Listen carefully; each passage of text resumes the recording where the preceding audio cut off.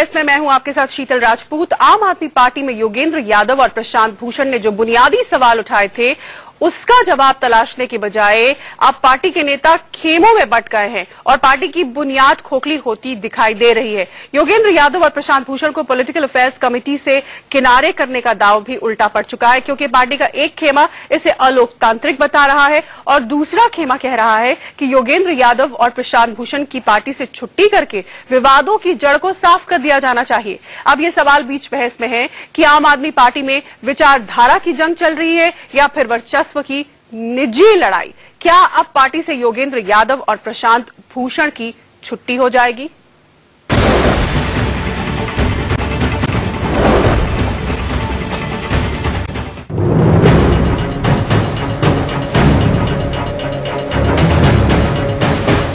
आम आदमी पार्टी में कल तक जो विचारधारा का टकराव दिख रहा था वो अब वर्चस्व की जंग में बदलता नजर आ रहा है।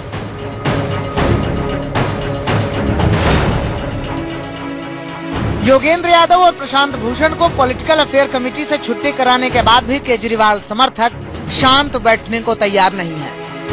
अगर वो पार्टी के अगेंस्ट काम कर रहे हैं तो अनुशासन कार्रवाई वही होनी चाहिए जो एक वर्कर के साथ होती है, और जो चाहे जितने मर्जी बड़े पद पर हो।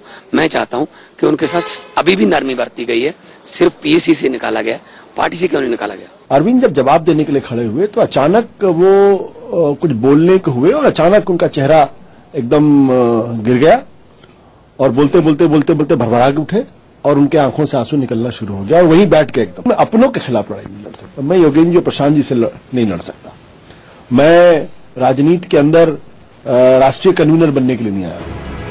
आम आदमी पार्टी की पीएसी से योगेंद्र और प्रशांत भूषण को हटाने के पीछे की पोल पट्टी खोलने वाले मयंक गांधी भी केजरीवाल समर्थकों के निशाने पर हैं। मयंक गांधी खुद सोशल मीडिया के जरिए अपनी तकलीफ बता रहे हैं कि उन्हें एंटी केजरीवाल और एंटी आम आदमी पार्टी साबित करने की साजिश चल रही है। हालात बिल्कुल साफ इशारा कर रहे हैं कि आम आदमी पार्टी में अब दो खेमे हैं और दोनों खेमों के बीच गहरी खाई है। दोनों खेमों के बीच जिस अंदाज में व्यक्तिगत हमले हो रहे हैं उससे ये सवाल भी बड़ा हो गया है कि क्या आम आदमी पार्टी में विचारधाराओं की जंग अब वर्चस्व की निजी लड़ाई में तब्दील हो चुकी है। आम आदमी पार्टी में अब योगेंद्र यादव, प्रशांत भूषण और उन सभी नेताओं के भविष्य को लेकर भी कयासों का दौर शुरू हो गया है, जिन्होंने पीएसी से योगेंद्र और प्रशांत भूषण को निकालने का विरोध किया था। ऐसी बातें अगर कोई पार्टी में रहकर करेगा, मैं तो कहता हूँ अभी भी उनके साथ बहुत नरमी बरती गई है और भी सख्त एक्शन होना चाहिए। किस तरह का सख्त एक्शन आपका? उनको पार्टी से निकाल देना चाहिए। सवाल यही है कि क्या योगेंद्र यादव और प्रशांत भूषण की आम आदमी पार्टी से छुट्टी हो जाएगी? अगर हाँ, तो उन लोगों का क्या होगा जिन्होंने विचारधारा के स्तर पर योगेंद्र यादव और प्रशांत भूषण का समर्थन किया था? क्या उन्हें भी पार्टी की मुख्य धारा से बाहर का रास्ता दिखा दिया जाएगा? Rakesh Kumar Singh, Delhi, India news. तो आम आदमी पार्टी में विचारों की जंग या निजी लड़ाई, यही आज बीच बहस का मुद्दा है। हमारे साथ एक खास पैनल जुड़ गया है इस पर बहस करने के लिए। हमारे साथ स्टूडियो में जुड़ गए हैं प्रोफेसर कमल मित्र चिनॉय, मेंबर आम आदमी पार्टी के सदस्य। हमारे साथ स्टूडियो में आलोक शर्मा, प्रवक्ता कांग्रेस के जुड़े हैं। कुमार संजय सिंह, वरिष्ठ पत्रकार हमारे साथ जुड़े हुए हैं और सुधांशु मित्तल, वरिष्ठ नेता बीजेपी के, हमारे साथ इस वक्त जुड़ गए हैं। सबसे पहले प्रोफेसर चिनॉय, मैं आपके पास आऊंगी। ठीक है, उनकी पीएसी से छुट्टी की गई, दोनों को पीएसी से निकाला गया, लेकिन उसके बाद जिस तरह की बयानबाजी हम सुन रहे हैं, पहले आशुतोष सरीखे नेता, तमाम आपके नेता कहते हैं कि केजरीवाल रो पड़े, इन लोगों ने ऐसा हश्र कर दिया, ऐसा हाल कर दिया अरविंद केजरीवाल का। फिर आज भगवंत मान कह रहे हैं कि इनको पार्टी से ही निकाल देना चाहिए सीधे। तो ये बहुत ज्यादा निजी नहीं हो गई ये लड़ाई?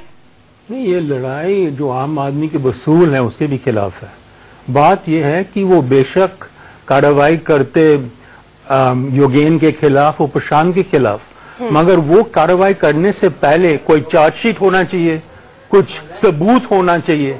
ऐसे आप किसी को निकाल नहीं सकते। और जो नवीन जयहिंद ने कहा है कि मयंक ने क्यों अब्सटेन नहीं किया, जो अध्यक्षता कर रहे थे पीएसी को, कुमार विश्वास, वो केवल अब्सटेन नहीं करे, बाद में वो योगेंद्र यादव के घर गए। तो मुझे लगता है कि जो रूलिंग ग्रुप है उसमें भी दरार आ रहे हैं। और आखिरी बात मैं ये कहना चाहता हूं कि हम लोग जहां कुछ वसूल से आए और हमने कसम खाए थे सब साथ में कि हम दिल्ली के जनता के लिए कुछ करेंगे। यदि हम ये करना चाहते हैं तो ये तरीका ठीक नहीं है। हम बातचीत के बाद पार्टी को दुरुस्त कर ले और लोगों को खिसकाना, हटाना, ये सारा कुछ न करें। प्रोफेसर चिनॉय, जिस तरह की बातें आप कह रहे हैं, मुझे डर लग रहा है कि कहीं आप ही की बारी ना आ जाए अगली। भाई लोगों के लिए तो कहेंगे, बारी आए ना आए। चलिए, आलोक जी, आप कांग्रेस के प्रवक्ता तो हैं, लेकिन तमाम मसलों पर आपकी एक अलग राय रहती है, एक बिंदास राय रहती है। ये जो आम आदमी पार्टी के अंदर चल रहा है, आपने पहले एक्शन ले लिया, पीएसी से निकाल दिया उन लोगों को जिनके खिलाफ आपको शिकायत थी या जिनको लेकर शिकायतें थी, लेकिन अब जिस तरह की ये जंग चल रही है, शब्द जो हमें सुनने को मिल रही है, तो ये बहुत निचले स्तर की राजनीति हो गई आम आदमी पार्टी की। देखिए शीतल जी, मैं पहले तो सबसे पहले प्रोफेसर साहब का धन्यवाद करना चाहूंगा। उन्होंने बेबाकी से कहा कि दरारें हैं और हर राजनीतिक दल में कभी ना कभी इस तरह का समय आता है, लेकिन इतना जल्दी 1 महीने के अंदर ही आप जिस ढोल को पीटकर पूरी देश की जनता को बताकर आए थे कि हम पारदर्शी और अलग तरह की राजनीति करेंगे, आपका ढोल तो 1 महीने के अंदर ही फट गया है। लेकिन क्योंकि आप 67 सीटें हैं, दिल्ली की जनता ने आपको मैंडेट दिया है, दिल्ली देश की राजधानी है, उनका पार्टी का अपना अंदरूनी मामला है, लेकिन उसके बावजूद हम रिक्वेस्ट करेंगे उनसे, हम साफ कहेंगे कि भाई अपना घर को संभालिए। देश की जनता ने, दिल्ली की जनता ने आपके ऊपर भरोसा किया है, 5 साल तक आपको झेलना है, लेकिन जो भी हो रहा है वो दुर्भाग्यपूर्ण है। एक व्यक्ति नहीं कर रहा है, तमाम लोगों के आप सेंटेंसेस सुनिए। मैं 4-5 सेंटेंस अभी समाचार पत्र में पढ़ रहा था, उसमें लिखा आप में जो हो रहा है ठीक नहीं है। संजय सिंह कह रहे हैं चंदों की जांच नहीं होती है, योगेंद्र यादव कह रहे हैं सिद्धांतों की लड़ाई नहीं है, ये व्यक्तिगत लड़ाई है, ये भगवंत मान कह रहे हैं। केजरीवाल तानाशाह की तरह व्यवहार करते हैं, ये तमाम लोगों ने कहा जो आम आदमी से वहां गए। दोनों ने हराने की कोशिश की, ये भगवंत मान ने कहा। मैं समझता हूं कि एक दूसरे के ऊपर आरोप लगाना और जिस सोशल मीडिया के सहारे माध्यम से इन्होंने तमाम चीजें हासिल की, आज तक वही सोशल मीडिया, इन्हीं के वो अंकित लाल जो आज सोशल मीडिया के हेड हैं, वही पार्टी के खिलाफ लिख रहे हैं। तो लोकतंत्र के लिए और खासतौर पर दिल्ली के लिए, क्योंकि देश की राजधानी है, बहुत शुभ संकेत नहीं है। बिल्कुल। इससे पहले कि मैं सुधांशु जी और कुमार संजय सिंह के पास भी जाऊं, एक बार फिर प्रोफेसर चिनॉय का रुख करूंगी। प्रोफेसर चिनॉय, ऐसे में अरविंद केजरीवाल क्यों खामोश हैं? वो ऐसे तो नहीं बच सकते पार्टी के अंदर और बाहर जो चल रहा है उसे लेकर?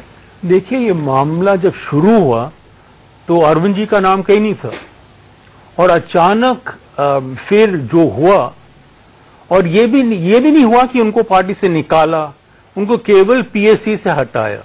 मगर बहस इस बात पे हुई कि यदि 2 वरिष्ठ नेता को आप ऐसे हटाएंगे तो बाद में क्या होगा, और जैसे भाई साहब ने अभी कहा कि जो हमने वादे किए हैं आम आदमी को, दिल्ली के आम आदमी को, वो हम कैसे पूरा करेंगे यदि हम इन मामलों में उलझ जाए।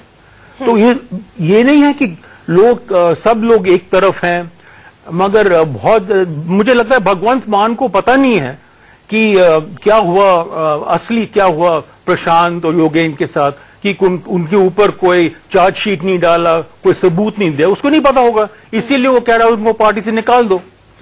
तो मुझे लगता है कि अब हम लोग आपस में बात कर रहे हैं और बातें साफ हो रही हैं, मगर हमें ये और जोर से करना चाहिए, नहीं तो वाकई में हम गिरेंगे नहीं, हम लोगों को छोड़ेंगे नहीं, मगर लोग कहेंगे कि आपने इतने समय में ये कर लिया, क्यों किया, और क्या जवाब हम देंगे?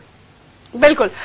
कुमार संजय सिंह जी, संजय जी, आपको नहीं लगता कि अरविंद केजरीवाल को आना चाहिए या इन लोगों से बात करनी चाहिए? बीच बचाव तो खैर अब वो स्थिति बहुत आगे बढ़ चुकी है, खराब हो चुकी है, लेकिन जिस तरह की छिछालेदार हो रही है, कभी कोई किसी से बयान दिलवाते हैं, कभी किसी से, लोग तो ये समझेंगे कि अरविंद केजरीवाल खुद पीछे हैं और लोगों से बयान दिलवा रहे हैं, और धीरे धीरे इनकी छुट्टी भी हो जाएगी।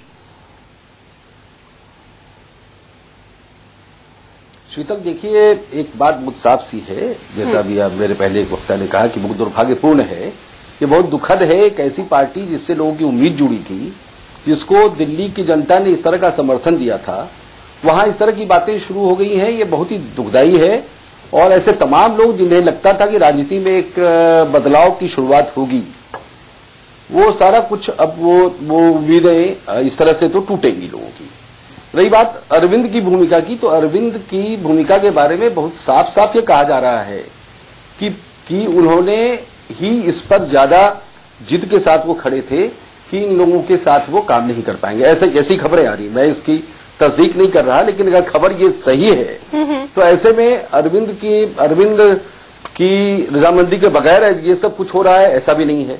लेकिन आप दूसरे खेमे को भी क्लीन चिट नहीं दे सकते, इसलिए कि अरविंद अकेले इस पार्टी को खड़े करने के अगर ठेकेदार नहीं है, तो वो लोग भी, उन्हें भी ये नहीं मानना चाहिए कि उनकी वजह से पार्टी में सब कुछ हुआ। पार्टी ने जीत के दिखलाया है, उनको उम्मीदवारों के चुनाव में उनके ऐतराज अपनी जगह हैं, लेकिन पार्टी ने जो जीत दर्ज कराई है वो अपने आप में मतलब किसी को भी भरोसा नहीं था, वो खुद उस पार्टी को भरोसा नहीं था।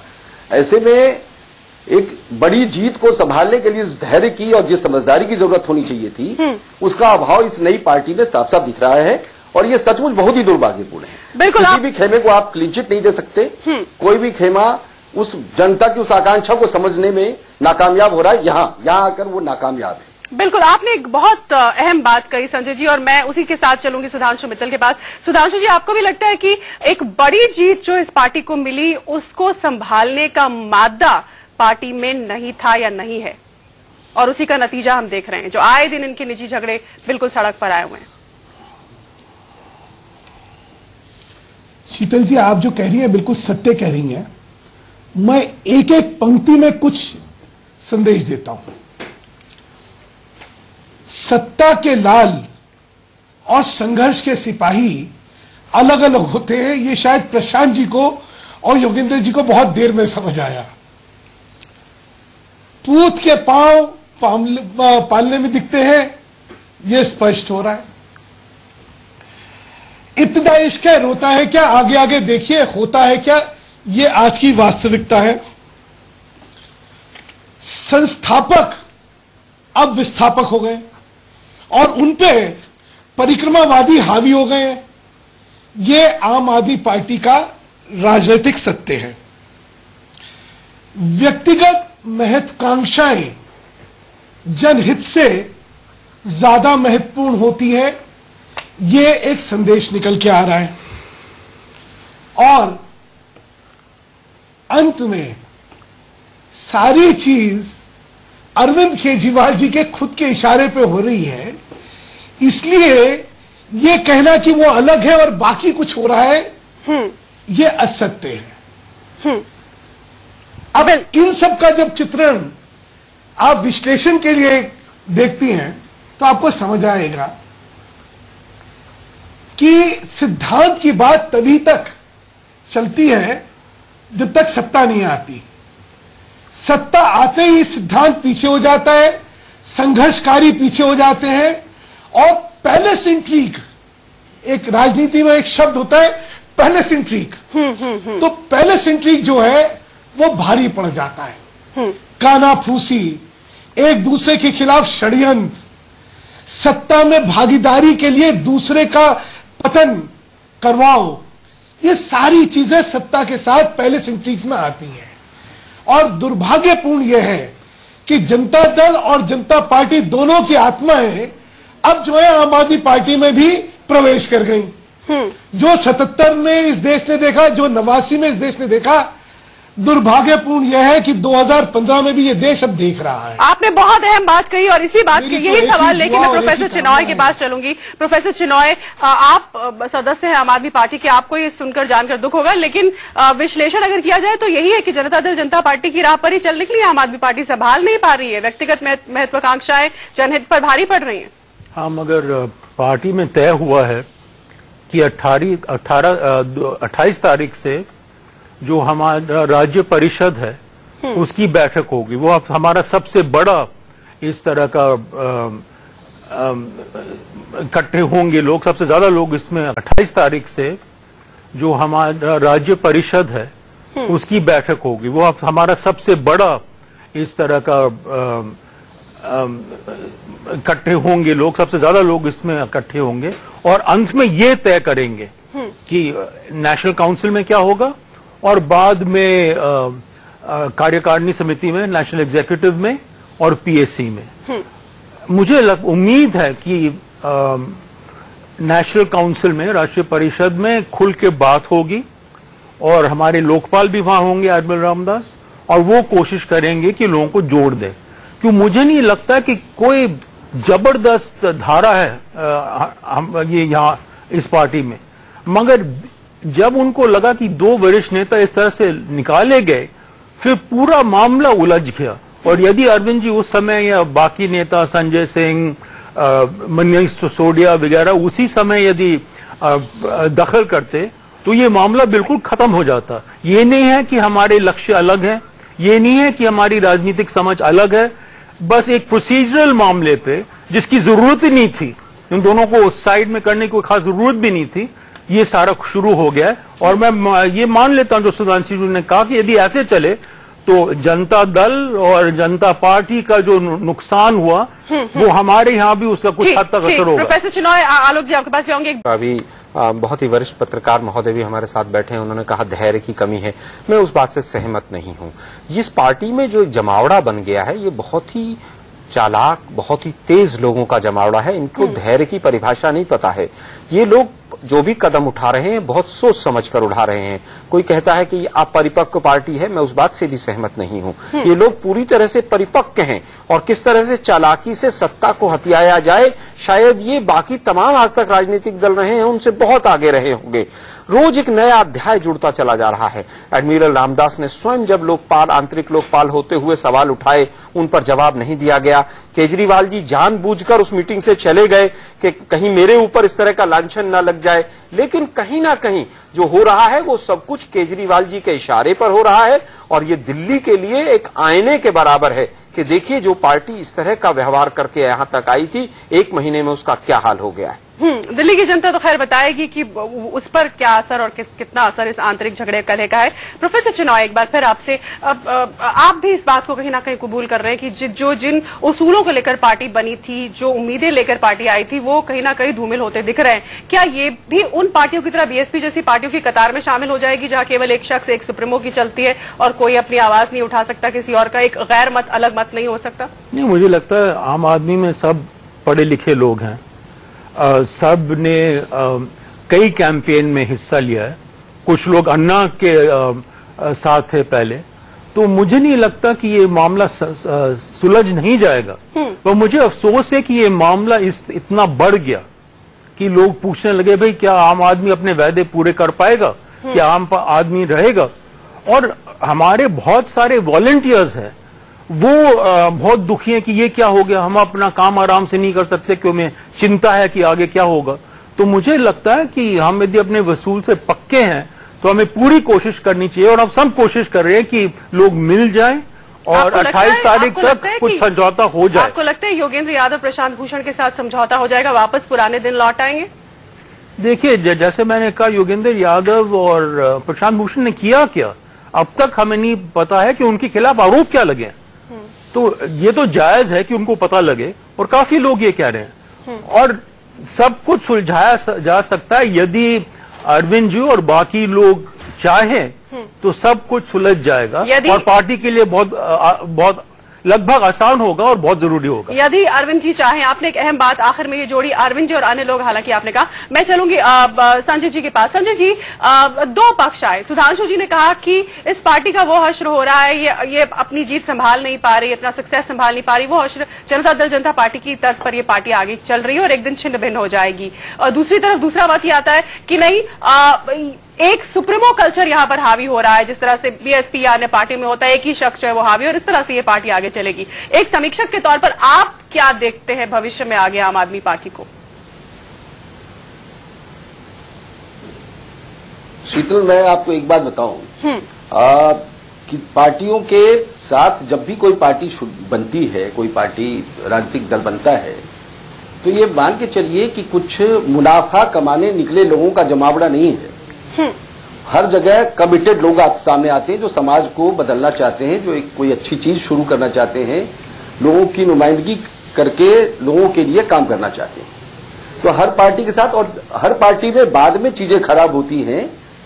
आप पार्टी के साथ जो चीजें हो रही हैं, सुधांशु जी को इस बात पर खुशी हो सकती है, या कांग्रेस के हमारे साथी जिन्होंने कहा कि धैर्य की परिभाषा, मैं धैर्य की परिभाषा समझता हूं। जो मैं कहना चाहता हूं वो ये है कि बीजेपी, कांग्रेस या जनता पार्टी या जनता दल, जो भी तमाम पार्टियां हैं, उन्हें आपके आज के हाल पे ये लग रहा होगा कि चलो ये भी हम जैसे ही निकले।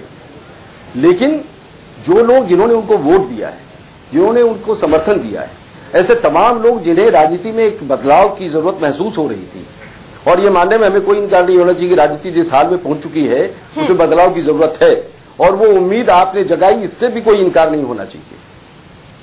तो ऐसे में कांग्रेस और बीजेपी को ये लगे कि आपका वही हाल हो गया या आप में जो कुछ हो रहा है उसमें राजनीतिक फायदे दिखे उनको, ये अलग बात है, लेकिन ये सब कुछ बहुत दुखद है। और दिल्ली में मुझे लगता है कि जहां तक इनकी बात है, मान लीजिए एक खेमा, जैसे अभी चिनॉय साहब ने कहा कि अगर वो खेमा चाहे तो ये बात सुलझ सकती है, तो ये पार्टी में जो लोग हैं उन्हें ये कोशिश करनी चाहिए कि बात सुलझे, क्योंकि बिल्कुल बिल्कुल कमिटेड लोगों का इसमें देखिए धैर्य और केवल आम आदमी पार्टी के लिए किया था, पहली चीज तो आपके लिए नहीं किया था। दूसरा, हमने कहा हम कोई राजनीतिक फायदा नहीं उठाना चाहते हैं। दिल्ली की जनता ने 5 साल के लिए उनको चुना है, दिल्ली को विकास करें वो। वक्त हमारे पास खत्म हो गया। 28 तारीख की बैठक की आप प्रोफेसर चिनॉय बार बार बात कर रहे हैं, तो हमें इंतजार करना होगा। जैसे कि प्रोफेसर चिनॉय उम्मीद जता रहे हैं कि शायद मामले दुरुस्त हो जाएं, और अगर दुरुस्त नहीं हुए तो हो सकता है मामले पहले से ज्यादा भी बिगड़ जाए। आने वाले आखिरी बात जी सिद्धांशु जी, आखिरी बात। शीतल जी, एक आखिरी बात कह दूं? जी बिल्कुल।